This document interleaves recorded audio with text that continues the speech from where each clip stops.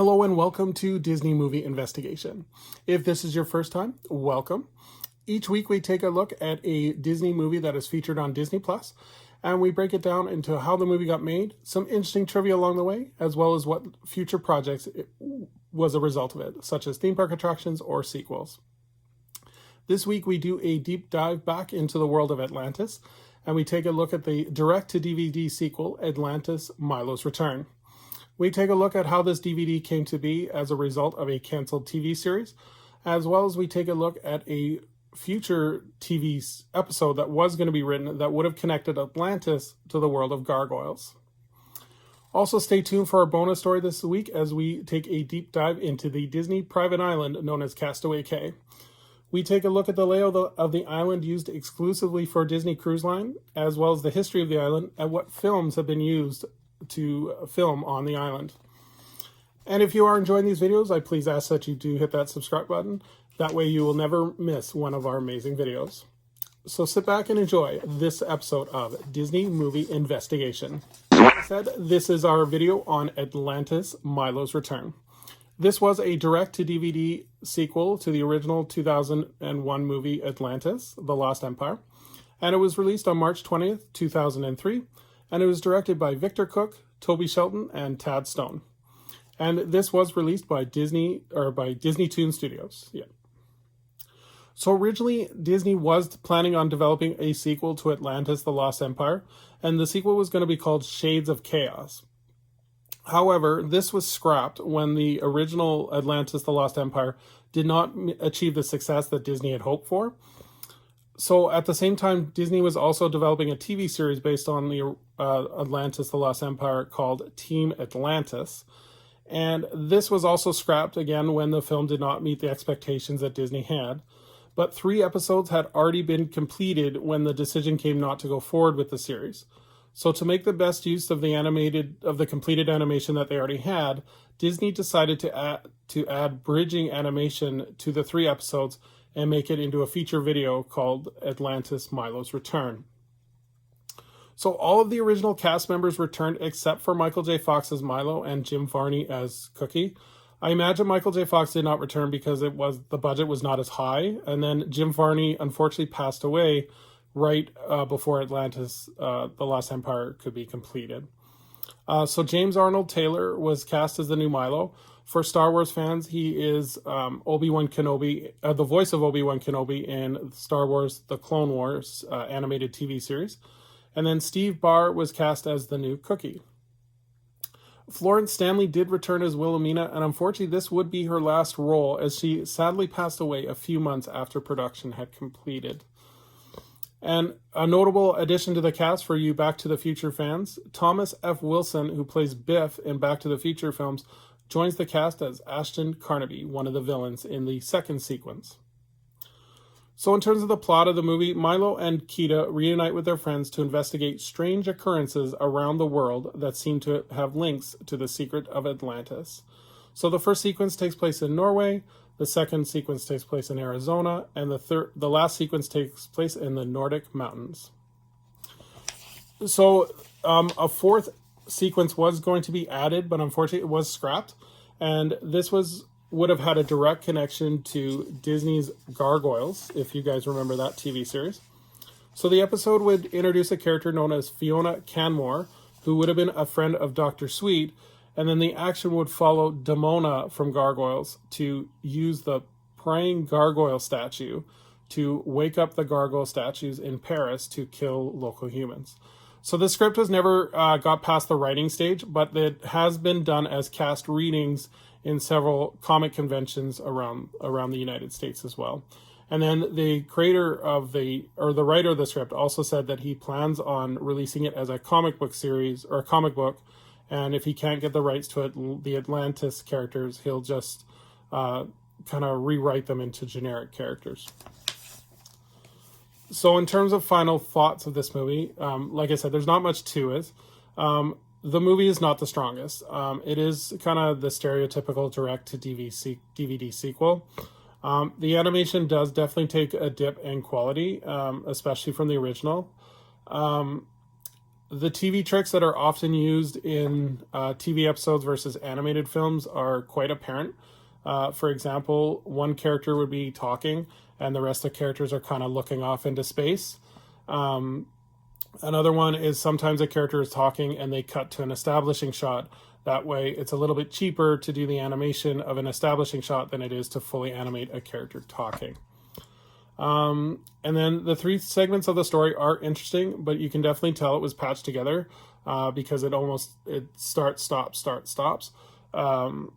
One example is only certain characters appear in some of the segments, as in Dr. Sweet only appears in the Arizona sequence, and Cookie and Miss Packard only appear in the bridging sequences. So yeah, it's quite apparent that this was definitely supposed to be a TV show. Also, unfortunately for me, the chemistry between Milo and Kita, who are supposed to be married, is just not there. They almost look like brother and sister as opposed to husband and wife. It just, for this to be a romantic couple, unfortunately, it just doesn't connect. I think it's a shame because if it was originally planned to use it as a TV series, I think it would have been fine. It's just as a film, it just unfortunately doesn't hold up to the original. Between the two, if you can't already tell, I would definitely recommend the original Atlantis because I think it's a hidden gem. But I think the sequel unfortunately falls a little bit flat. It definitely for kind of the preschool middle, like I'd say to maybe like 10-year-olds, I think it's really great. But in terms of like an animation movie, it's unfortunately falls a little flat. So that's it for Atlantis, Milo's Return. Like I said, there's not a lot to it. It is a pretty basic direct-to-DVD sequel, and I think they were trying to cut their losses with the stuff they already had and make the best out of it. So yeah, but let's go forward to our bonus story, which is Castaway Cay.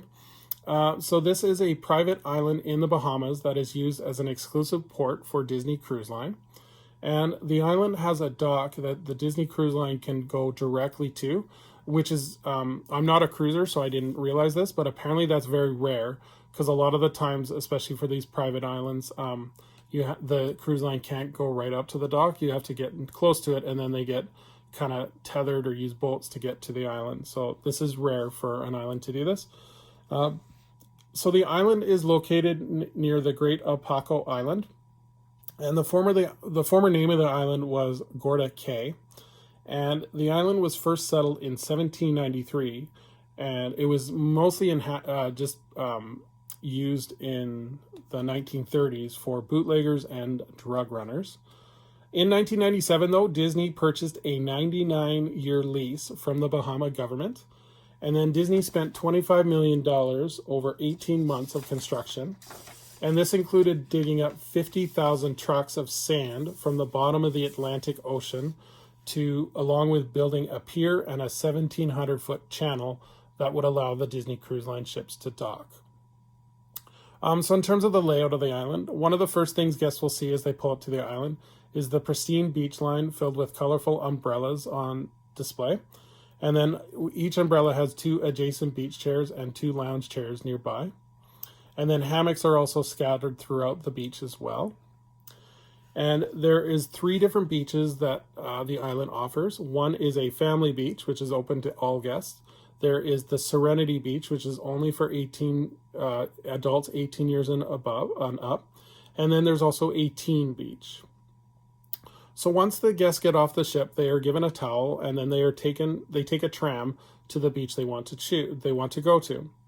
In addition, guests can also participate in a snorkeling trail and a stingray adventure, which allows them to get close and interact with these sea creatures. So they get to get close to these stingrays, which I thought was really cool. There are 2 restaurants. They are called Cookies and Cookies 2. And these restaurants serve barbecue cuisine and fresh fruit. And all of this is included in the ticket to a Disney cruise, so none of the guests have to worry about purchasing food while they're on this island. There is also a post office for guests to send postcards home. However, the joke that I found throughout on several websites is actually because it's coming from the Bahamas, you'll most likely get home faster than the postcard will. So the postcard will be you'll be waiting for the postcard when you get home. In addition in addition to that, guests can take part in several activities. There is hair braiding, jet skiing, massages, boat rides, and parasailing. And then there's also Grouper's Pavilion, which is a covered area that offers guests to participate in basketball, golf, wiffle ball, and monster chess and checkers. As well as, because it is a Disney island, Mickey and friends appear in their beachwear that will take pictures with the guests and sign for autographs as well, which I thought was kind of cool. And then some other activities and trivia about the island is that they're in the kid area. There's called Scuttle's Cove, which is a day program for kids that are unfortunately not as comfortable with the water, and they won't even come near the water. And it's a chance for the kids to still have some activities, and they're supervised and it gives the parents a little kind of break so they can do stuff on their own as well. In the Scuttle's Cove play area, there's also a sand area which has Monstrose Point, which is another play area which has a whale dig site. And then the teen beach has Goofy's Sandlot, which has volleyball courts and tetherball. And then Pelican Plunge has a floating platform and 2 water slides. And this teen area also includes Spring a Leak, which is a water play area on the beach. As well as the old joke of every Disney attraction has a Disney gift store. The island also features many stores for guests to get souvenirs and local merchandise as well. And then the island also features a private airport that is closed to the public, but it's used for getting supplies on and off the island as well as for emergencies. The island as well has been used for filming in several Disney films. The movie Splash was used when Tom Hanks first meets the Daryl Hannah character, and then Pirates of the Caribbean: Curse of the Black Pearl made use of the island as well. And then the beaches actually and the surrounding water area actually has several Disney artifacts as well. There are 2 of the original 20,000 Leagues Under the Sea ride vehicles that are at the bottom of the water area, as well as for a time there was the Black Pearl ship that was used in the filming of Pirates of the Caribbean, and guests couldn't enter it or anything, but it was on display. Unfortunately, that lasted until November of 2010 when it was taken and dismantled on another island. So yeah, that'll do it pretty much for this week's Disney movie investigation. My question for the week is, if you've ever seen Atlantis: Milo's Return, what do you like it? What is your favorite memory of it? Would you have wanted to see a Atlantis TV series? Please let me know in the comments below. And then the other for Castaway Cay, I've never been to it myself. This sounds so cool, but I would love to go to it one day. But if you've ever been, let me know what your favorite memories are of Castaway Cay.